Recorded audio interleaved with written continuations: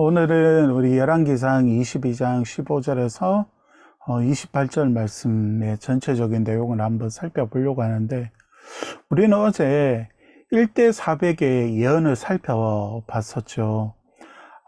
아합의 마음을 어떻게 해서든지 흡족하게 하려는 400명의 예언자들이 있었고, 그래서 아합이 물어봤던 이 전쟁에서 승리할 것에 대해서 그들 모두가 동의했고, 그리고 예언을 했었죠. 특히 시드기야 같은 선지자는 본인이 직접 철로 만든 뿔을 가지고 와서 퍼포먼스 하면서 마치 이게 하나님의 상징적인 행위인 것처럼 보여주면서 승리할 것을 전했었죠. 그런데 문제가 뭐냐면, 아합에게 한 번도 좋은 예언을 하지 않았던 선지자 미가야가 있었고, 남왕국에서 올라왔던 여호사밧 임금이 그의 예언을 듣고 싶어 했다는 거였죠. 그래서 결국 아합은 내키지 않았지만 미가야 선지자를 불러와야 했고, 그리고 그의 예언을 들어야 했는데, 그게 오늘 말씀의 내용이에요. 미가야는 아합의 예상과 달리 출정에 대해서는 찬성하는 듯한 그런 예언을 하게 되는데, 그게 실제적으로 그런 예언은 아닌데, 우리가 일단은 그 전체적인 말씀의 내용들을 한번 살펴보도록 합시다. 먼저 15절에 보면, 이에 왕에게 이르니 왕이 그에게 이르되, 미가야야, 우리가 길랏 라못으로 싸우러 가랴. 또 말랴. 그가 왕께 이르되, 올라가서 승리를 얻으소서. 여호와께서 그 성읍을 왕의 손에 넘기시리다. 딱 요것만 여러분 15절만 읽으면 미가야가 긍정적인 답을 하는 것처럼 읽히잖아요. 물론 여기 보면 주어가 아합 왕, 나와 그리고 우리와 다른 건 있어요. 요건 다른 건 있는데, 오늘은 전체적인 내용만 한번 봅시다. 그런데 16절 말씀을 보면 미가야가 15절의 말씀은 하나의 트릭이라는 것을 알게 되거든요. 여러분 16절을 보면 이렇게 말해요. 왕이 그에게 이르되, 내가 몇 번이나 네게 맹세하게 하여야 네가 여호와의 이름으로 진실한 것으로만 내게 말하겠느냐. 이렇게 아합 왕이 미가야에게 화를 내면서 하는 말이거든요. 그러니까 이것을 보면 15절에서 나오는 이 내용을 말할 때 미가야의 표정과 그리고 미가야의 이 자세 자체가 아합으로 하여금 화가 나도록 무엇인가 표현하고 보여줬던 것 같아요. 그러니까 미가야는 어떤 이상한 표정과 태도를 통하여서 400명의 선지자들이 했던 그 예언 있잖아요. 그 예언의 진실성이 없다는 것을 그의 몸으로 보여줬던 것 같아요. 그러니까 누구지 시드기야는 자신이 만든 철로 만든 뿔을 가지고 무엇인가 본인이 했던 그 아합의 승리를 말하고 싶어 했잖아요. 그런데 이 그 미가야 선지자는 그런 철뿔도 없지만 본인의 표정과 그리고 자신의 몸짓으로 그 아합이 듣고 싶어하는 그 반대적인 내용들을 몸으로 보여줬던 것 같아요.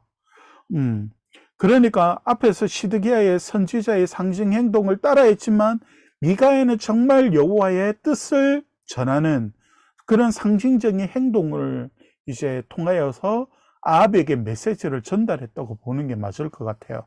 그러니까 15절은 되게 냉소적이고, 그리고 그 내용은 너희들이 이렇게 말했지 않느냐라고 하는 것을 보여주는 것 같아요. 그래서 그럼에도 불구하고 그의 표정과 그의 몸짓은 이 말씀과 반대되는 무엇인가를 드러낸 것이죠.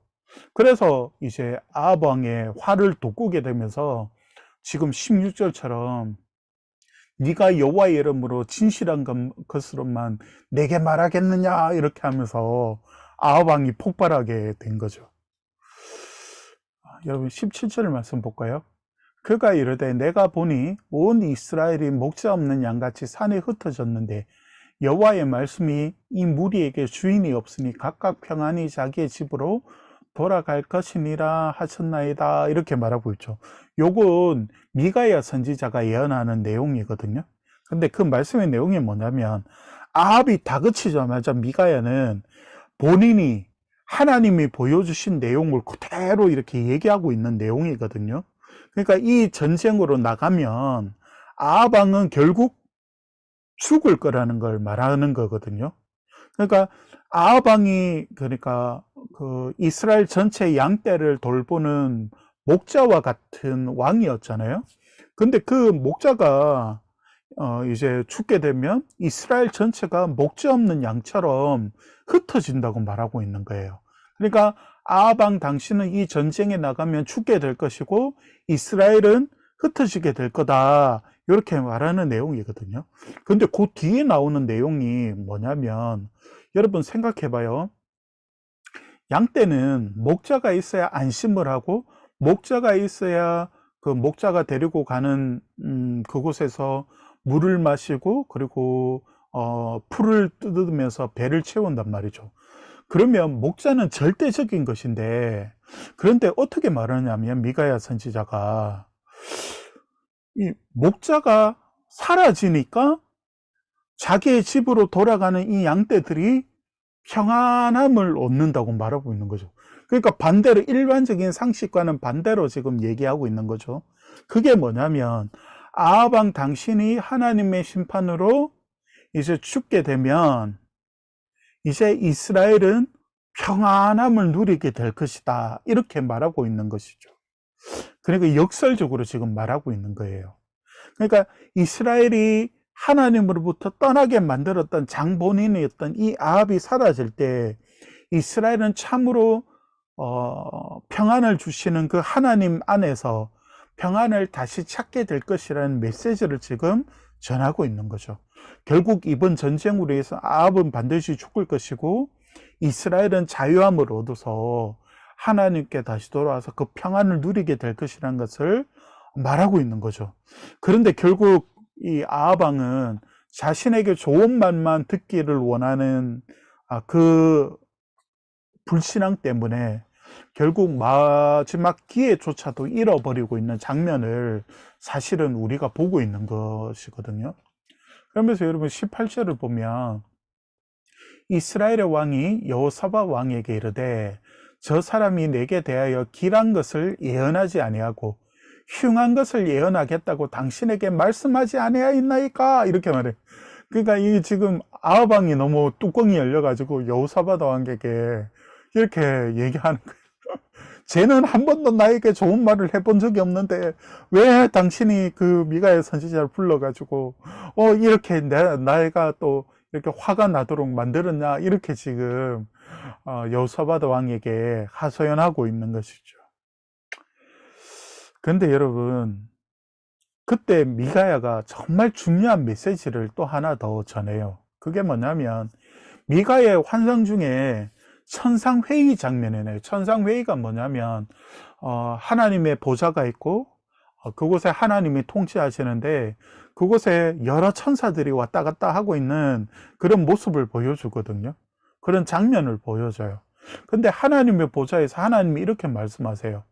누가 아합에게 가서 아합을 깨어서 라못에서 죽게 할까라고 이제 하나님이 말씀하시는데, 그때 한 영이, 아마도 천사겠죠, 한 영이 나와서 길랄 라못에서 죽게 만들겠습니다, 이렇게 말하는 내용이 나오거든요. 여러분들이 조금 이따가 한번 읽어보면 알 거예요. 그러니까 한마디로 요약하자면 아합이 길랄 라못으로 올라가는 것은 그 자체가 바로 하나님의 계획, 하나님의 심판이라는 것을 보여주고 있는 것이거든요. 그러면서 여러분 24절에 보면 그나아나의 아들 시드기야가 가까이 와서 미가야의 뺨을 치며 이르되 여호와의 영이 나를 떠나 어디로 가서 내게 말씀하시더냐, 이렇게 말하거든요. 그러니까 미가야도 화가 난 거예요. 왜냐하면 자신을 거짓 선지자로 만들었으니까. 그러면서 미가야의 뺨을 치면서 내게 있던 영이 어디로 떠났단 말이냐, 이렇게 하면서 미가에게 화를 지금 내고 있는 것이거든요. 생각해봐요. 아합 왕에게 잘 보이려고 본인이 직접 만든 그 뿔을 가지고 와가지고 당신에게 승리를 주실 겁니다, 이렇게 말했는데 지금 미가야 선지자 그걸 바로 뒤집어 버리면서 당신은 죽을 것이고 이스라엘은 흩어질 것이고 이렇게 말하니까 이 시드기야 왕이란다. 시드기야 선지자가 너무 화가 났던 거예요. 아합과 이 거짓 선지자들도 페알이라는 이 예언의 말씀을 다 듣게 된 거죠. 이런 거짓을 예언하는 400명의 선지자들이 이 거짓의 영에 사로잡혀서 거짓말을 하고 있는 것이거든요. 그들은 결국 이 미가야의 선포를 듣고도 지각이 없어요. 그러니까 뭐라고 하지? 우리 윤리적으로 봤을 때는 뭔가 사람의 마음의 양심이 찔르지 않더냐 이런 거 있잖아요. 근데 그들은 하나님 말씀을 들어도 영원히 죽어 있으니까 그 말씀에 대한 고민도 없고 되돌림도 없고 회개도 없고, 그래서 이 400명 그리고 시드기야도 마찬가지고 하나님 말씀을 들어도 아무 감각이 없는, 지각이 다 죽어 있는 모습을 보여주고 있는 거거든요. 그러니까 그들은 정말 하나님 앞에서 심판받아 마땅한 자들이라는 것을 또 한 번 보여주는 거죠.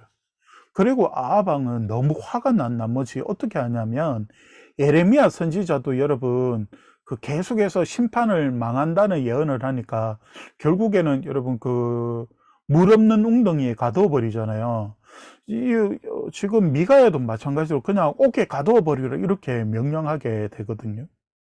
여러분, 아합은 스스로 결정했다고 생각했던 전쟁이, 왜냐하면 아합은 그의 계산 안에서, 그의 삶 안에서 하나님은 없었으니까.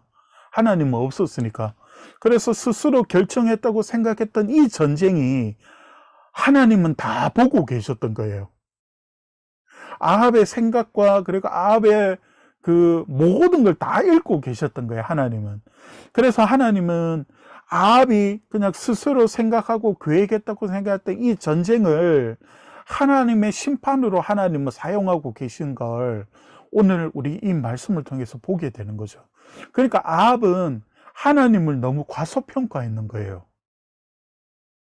하나님은 이 아합의 모든 생각과 마음을 꿰뚫어 보시면서 아합의 계획을 오히려 하나님의 심판으로 바꾸어 버리셨어요. 여러분, 하나님의 말씀을 그대로 전한다는 이유로 미가야는 옥에 갇혔어요.